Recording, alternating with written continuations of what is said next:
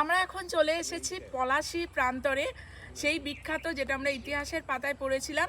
আজ আমার চোখের সামনে মানে এক অদ্ভুত শিহরণ জাগছে যেন রক্তে, এক অন্যরকম উদ্দীপনা।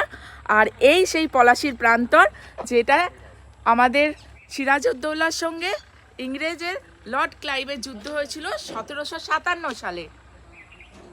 এখানে আগে আমবাগান ছিল, এখন উপস্থিত এখানে কোনো আমবাগানের আমি দেখতে পাচ্ছি না, তবে এদিকে একটা দুটো আছে।